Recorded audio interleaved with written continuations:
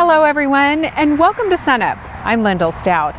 We join you today near this wooded area off of Highway 51 to talk about some things you may want to think about in terms of prescribed fire as we head into winter. Joining us now is John Weir, our Extension Prescribed Fire Specialist. And John, now is a good time of year to kind of start planning and getting things organized. That's right. You know, most people are thinking about burning probably in the late winter, early spring. And so now's the time of year that we need to be planning for those burns. It's not, you know, we don't plan the night before we do it. That's not a prescribed burn. So what we want to do is we want to start thinking about, you know, what exactly do we want to burn? You know, delineating out our burn unit. That way we can determine what kind of fire breaks we need. Are we going to be able to use county roads, or do we need to go in and blade or disc some kind of road, mow, do things like that? So get our fire breaks all prepped, ready to go. So you got plenty of time to do that. You're not trying to do that right before you ever try to burn or get things going in there. Also, some other things you may want to think about early enough is possibly some grazing management. You know, in areas that we have grassy fuels and stuff, you know, were we thinking about grazing it over the winter? And if we do, will that reduce the amount of fuel, making our fire less effective? You know, other thing we can use is use grazing as a tool to reduce the intensity of that fire. If we're not looking for a really hot fire, we may need to reduce a little bit of fuel, so that may be an option that we can look at as well. And then the other things going into that, we can look at, do we need to go in and along those edges, cut cedar trees down, push them back away from the edges to make that fire safer? You know, any other things that we need to do to get vehicle or traffic around so we can get our pumper units and our people are all around that burn unit safely and effectively. So there's a lot of things that we need to start planning and start thinking about, you know, this time of year for burns that we're going to do the following spring. Now, for those who are interested in doing some burns this fall and winter, what kind of things should you think about in those terms? Okay. So again, goals and objectives are the biggest things. So what are your goals and objectives? You know, so if you're thinking about, you know, if you're wanting to graze something and you're wanting to graze it over winter, you don't want to burn anything right now because you're going to burn up all your feed. But if you've got areas where, like these timbered areas and stuff, this time of year from now for the next couple of months is a really good time to be burning areas that have a lot of timber because of the leaf fall. From work that we've done, we found that the earlier you can burn right after leaf fall, the more intense, better fires that you can get, because that leaves are really, they're not compacted yet, they're real fluffy, so that you got a really good fuel bed that's got really good leaves that haven't started decomposing, haven't been pushed down by rain or snow, and so those fires are a lot better and, and have a lot better intensity, get a lot better, more accomplished, better chance of meeting your goals and objectives through those areas. Anything that shouldn't be burned this time of year, and what kind of effects does weather have as well? Okay, one of the things a lot of people always in the wintertime, people think a lot about burning brush piles, and the winter months are not the time to be burning brush piles. The best time to burn brush piles is in May and June. That we've found it's the best time when things green up around it, and those brush piles are less likely to cause problems. Because a lot of times we have people that go out in the winter months, especially if we get a snow on the ground, they think, oh, this is a great time to burn brush piles. And that would be if our snows lasted any length of time at all. But most of the time our snows here in Oklahoma don't last but a few days. And so a lot of times people go out and burn a brush pile with snow on the ground, thinking everything's good. That snow melts within a day. That vegetation dries out really quick underneath that snow, because a lot of times the snows aren't very wet. Nobody's there watching that fire, and we'll get another front come through with high winds, low humidities, and those embers go, and next thing you know, you got a fire started from your brush pile with nobody's there watching it, nobody's got any concern about it, and it's just not a good time to do it, especially with all the fuels around here dormant and dead. they're a lot more flammable this time of year, and so it's just not the time of year to be burning brush piles. And you and the team at OSU put together a fact sheet in the last few months on that very subject. Yes, we've just got one done on burning brush piles. It goes through all the topics about, you know, when to burn them, how to burn them, and things to watch out for. Okay, some things maybe we hadn't thought about before. Planning is key, though, it sounds like. Planning is key, and that's what goes into a good prescribed burn is planning. That separates prescribed burning from a controlled burn.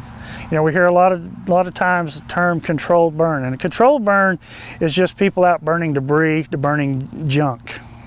Prescribed burn is a fire that's set down with a set prescription, and that prescription is not only weather, you know, what weather conditions we want to burn under, but it's also goals. Why are we burning? What are we wanting to achieve? Is it livestock production goals? Is it wildlife goals? Is it reduction of fuel to around housing areas and stuff to reduce the impact of wildfires and stuff? There's a lot of goals that we can use, but it's also those goals, but it's also a specific area. You know, how many people do we need? How much equipment do we need to safely and effectively get this fire done? So there's a lot of things that goes into that planning, and that's why you just can't plan it overnight. You need to start well in advance in doing that. Okay, and do your homework and read your fact sheets, right? That's exactly right. Okay, John Weir, thanks a lot. And for a link to that fact sheet and others on prescribed burning, just go to sunup.okstate.edu.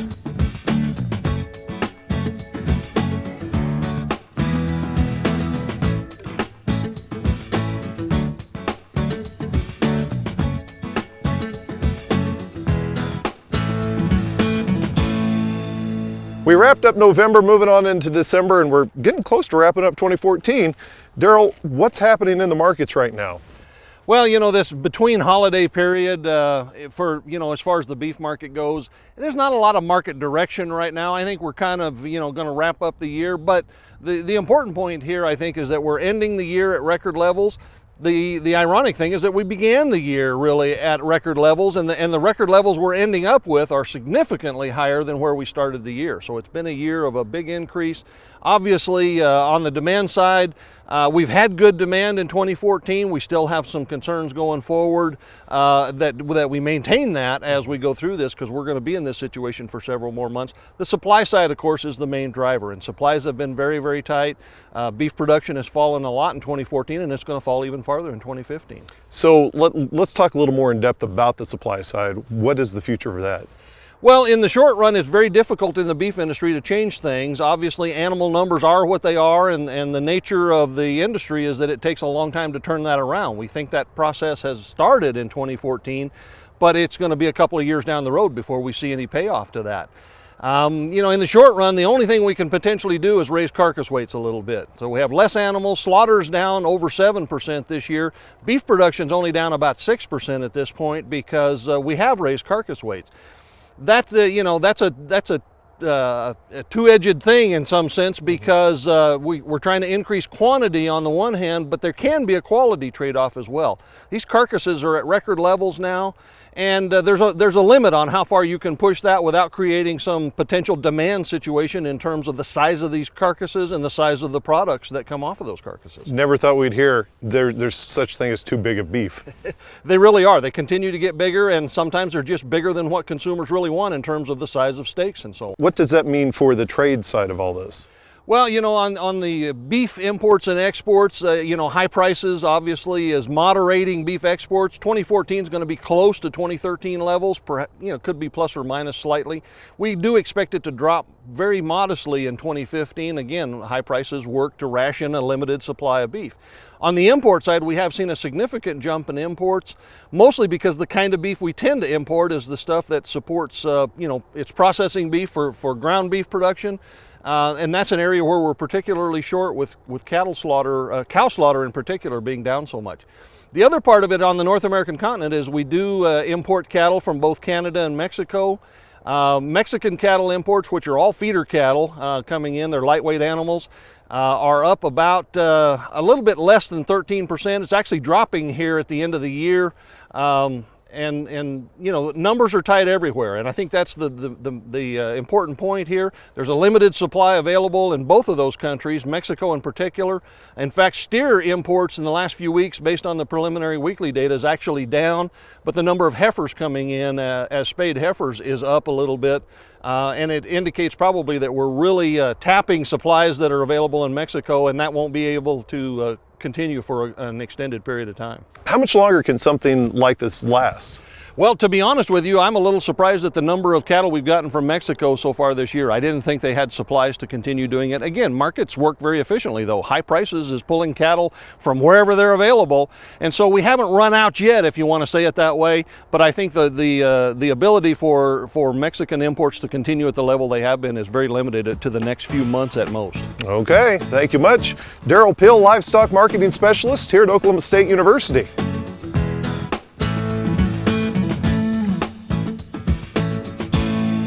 Hi, I'm Al Sutherland with your Mesonet weather report.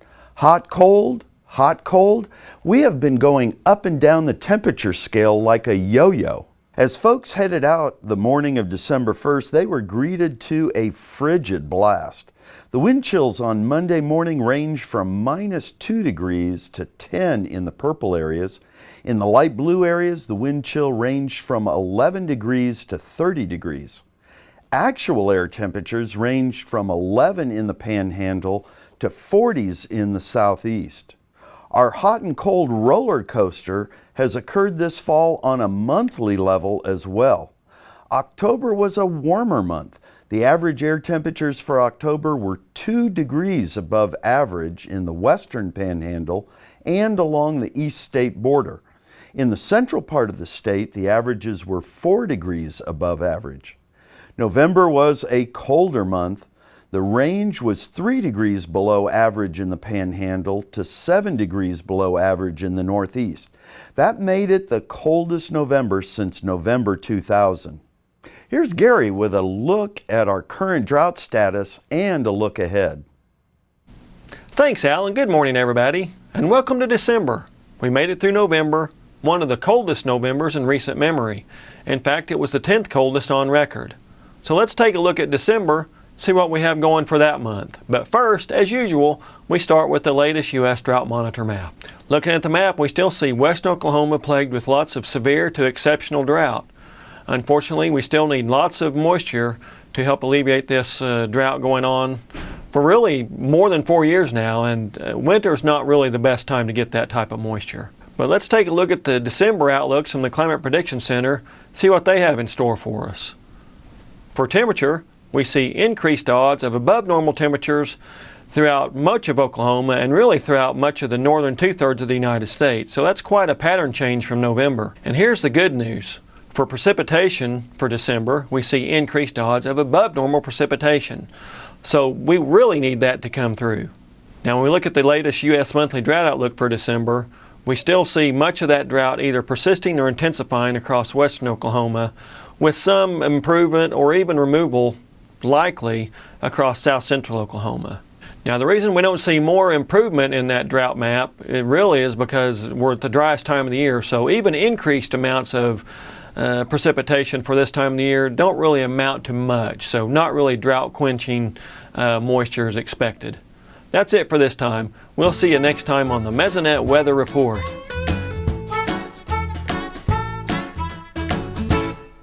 OSU is known for agriculture, and now there's a way for everyone to gain access to that knowledge.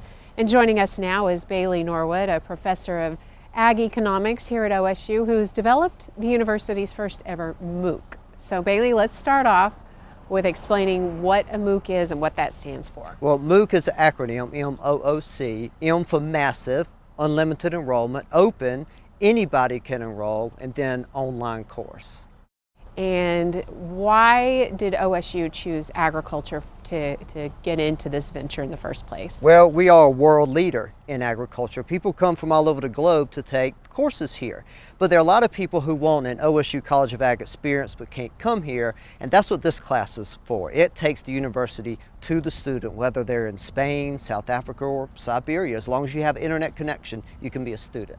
And it's open to anyone and everyone, right? Absolutely. You can be an enrolled student and take it.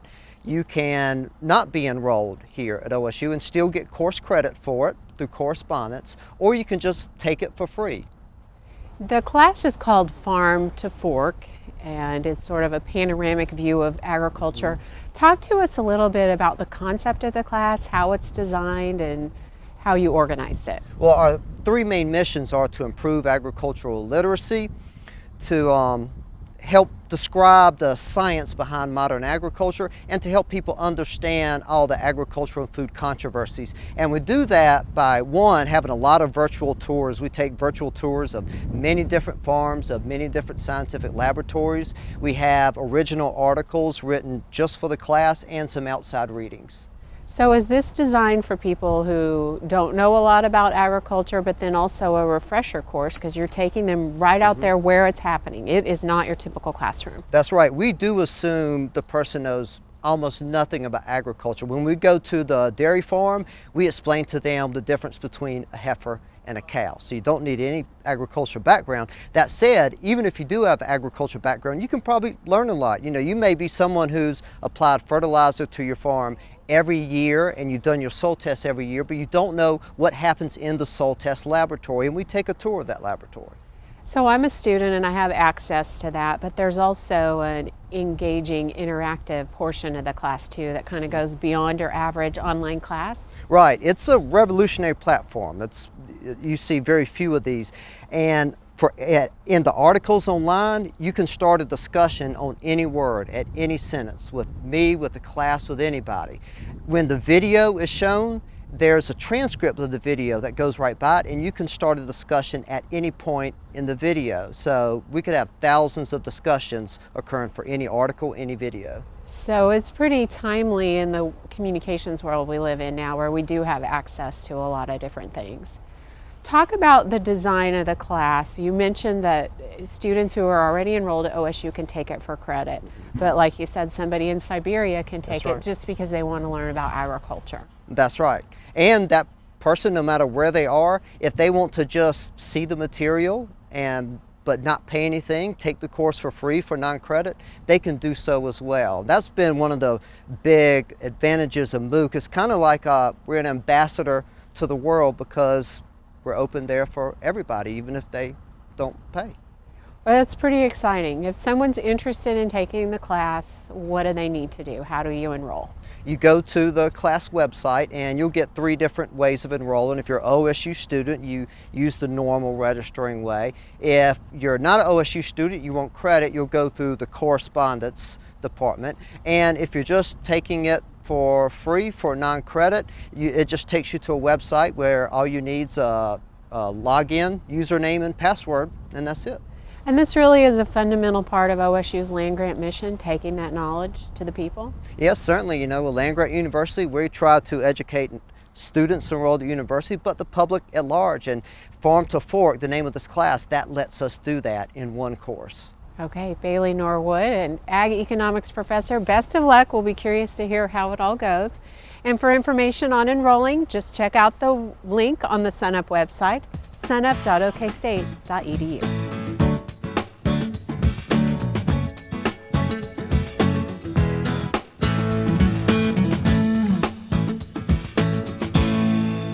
Although we're still a couple of months away from the start of the spring calving season, it's not too early to begin to prepare some of those things that we're going to need in the middle of the night, in the middle of the winter, when that cow or heifer is requiring some assistance. One of the things that we can go ahead and prepare right now is colostrum. That's that first milk that some cows don't quite have enough of, that contains the antibodies that gives that calf some disease protection. And colostrum is something that we can get from, say, a dairy, because they can't put colostrum into the regular milk supply. They have to do something else with it. We can use that colostrum from a dairy as a way of giving some additional help for those baby calves that may need it. If you do go to a local dairy, and I realize there's fewer of them than there used to be, but if you can get colostrum, then I would store it 1 quart at a time. What you can do is put 1 quart in a big 1-gallon Ziploc bag, lay it flat in your freezer so that it freezes flat. That way, when you need that particular bag of colostrum, then it's much easier to thaw than if it's in a large, say a milk carton type arrangement. How much colostrum do you need in order to get that calf off to a good start? Well, for most 80-pound live birth weight calves, it'll take about 2 quarts of colostrum at the first feeding and then another 2 quarts 12 hours later. We want to get that first feeding into them in the first 6 hours of life, if at all possible. If it's a very, very large calf, one that weighs close to 100 pounds when he's born, then that's going to require another half quart of colostrum or 2.5 quarts at each feeding. If it's impossible for you to find colostrum from a local dairy, then consider already having on hand one of the commercial colostrum replacers. And a replacer is one that you can purchase usually for about $30 a dose that will have over 100 grams of immunoglobulin G. Look on the package insert or on the label to make sure it has that much immunoglobulin in it. These then are available for you when you need them. You just put them into some warm water and apply that particular dose again within the first 6 hours of life and again 12 hours later. They're expensive, but when you consider the price of these calves, once we get them to weaning time, keeping every calf alive is extremely important and worth that extra expense. Keep these concepts in mind if you have some of those cows that have difficulty this spring and are going to have a sluggish calf or perhaps just isn't going to give enough milk for that baby calf so that you can get the colostrum in them that they need for their disease protection and will result in a live calf that you can wean the following fall and get that hopefully very, very good price for him. Hey, we look forward to visiting with you again next week on SUNUP's Cow-Calf Corner. Recently we were asked, why are sorghum prices higher than corn prices? So we go to the guru, Kim Anderson. What's going on with those? Well, it depends on the part of the state you're in. If you're in central Oklahoma or really anywhere but the Panhandle, sorghum prices are higher than corn prices. If you go to the Panhandle, then corn prices are slightly higher than sorghum. What's going on there is that China is buying up the sorghum. Now China, the government put a tariff on corn, makes it expensive. They want to protect the farmers and corn prices in China. And I mean, a buyer is a buyer anywhere in the world, so what they figured out is there is no tariff on sorghum. So the Chinese feed millers they're buying U.S. sorghum, shipping it in.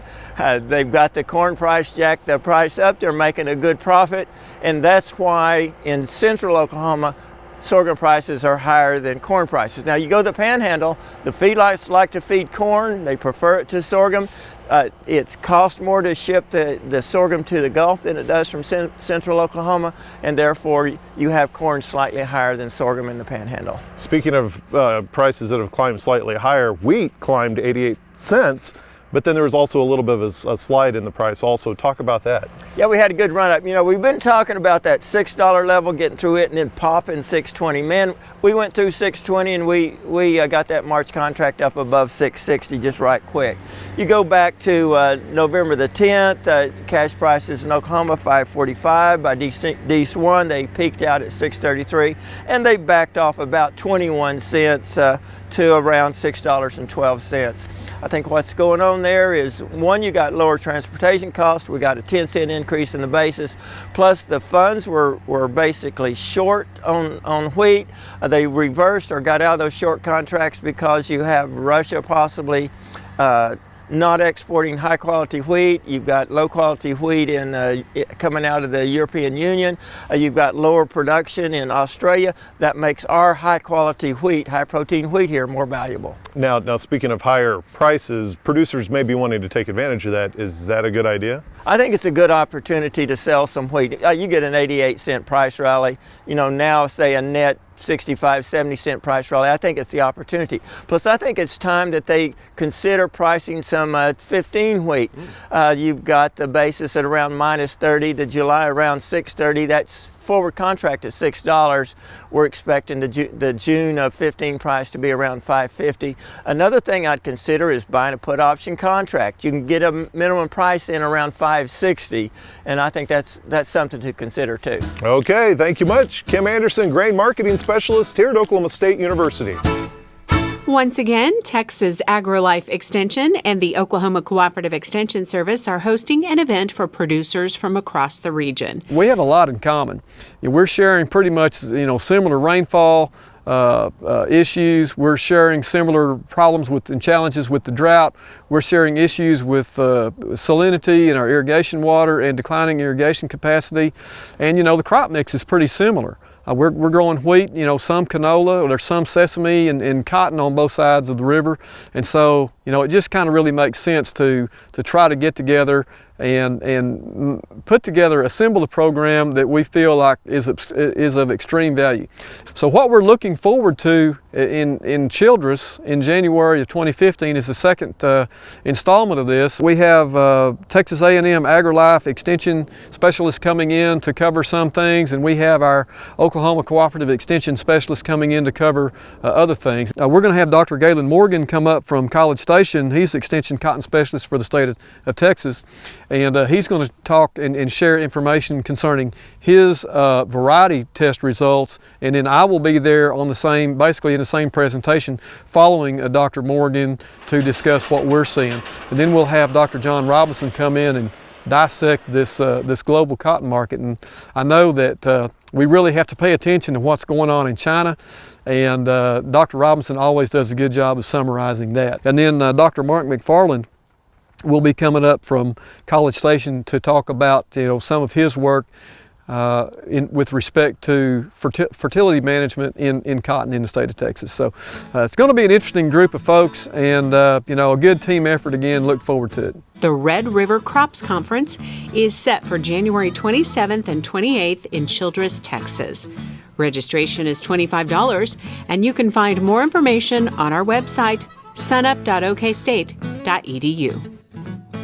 And that'll do it for us this week. Remember, you can find us anytime on our website, sunup.okstate.edu, and also follow us on social media.